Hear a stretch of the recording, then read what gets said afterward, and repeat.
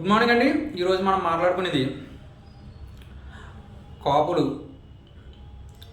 5% reservation గురించి 2016 జనవరి 31వ తారీఖుని తునిలో ముద్రగడ పద్మనాభం గారు సభ పెట్టారు కదా.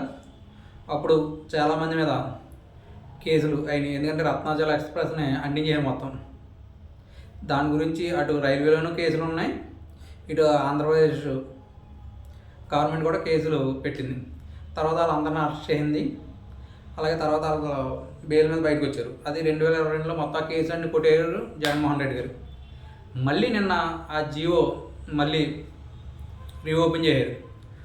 ఓపెన్ చేస్తే ఆ విషయం చంద్రబాబు నాయుడు గారికి తెలియదంట. ఇది అసమర్థత.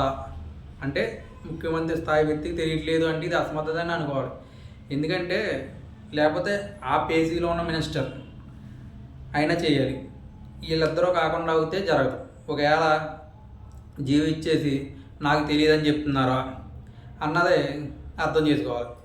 అంటే ఒక జీవో ఇస్తున్నామంటే సీఎంఓ నుంచి అది తెలిసే ఇస్తారు, తెలియకుండా అవుతే ఎవరు. ఇప్పుడు నాకు తెలియకుండా జరిగింది అన్నారు.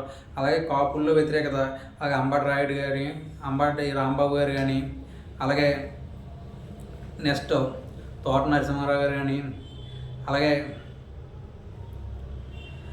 Next Kakinada rural ex-MLA Kannababu గారు కానీ, ఇలాంటి వాళ్ళందరూ కూడా దాడిచెట్టు రాజా గారు, ఇలాంటి వాళ్ళందరూ కూడా కాపుల మీద విషం కక్కుతున్నారని స్టేట్మెంట్స్ ఇచ్చారు. అంటే ఈ జియో ఇచ్చిన విషయం చంద్రబాబు నాయుడు తెలియదంట. అందుకని ఈ జియో మళ్ళీ వెనక్కి తీసుకుంటున్నారు. అలాగే కాపుల్లో వ్యతిరేకత వస్తుందన్న ఉద్దేశంతో ఏమో, కానీ ఈ జియో ఇచ్చిన విషయం చంద్రబాబు నాయుడు తెలియదంట మాత్రం ఇది పెద్ద నవ్వవలసిన విషయం. ఎందుకంటే ఇది అసమర్థత లేకపోతే తెలిసి జరుగుతుందా అన్నదే అర్థం అవ్వట్లేదు. ఎందుకంటే ఒక ఇష్యూ, అది చాలా పెద్ద ఇష్యూ. వాళ్ళని కేసులు పెట్టడం కరెక్ట్, వాళ్ళని జైలు వేయించడం కరెక్ట్, వాళ్ళని విడిపించేయడం కరెక్ట్. అవునా? కరెక్ట్ కాదు. ఎందుకంటే వాళ్ళు తప్పు చేయరు. అది సెంట్రల్ గవర్నమెంట్ ఆస్తి రైల్వే. దాని జోలికి వెళ్తేనే ఇప్పుడు కూడా హరీష్ రావు గారు కేసులు ఎదుర్కొంటున్నారు.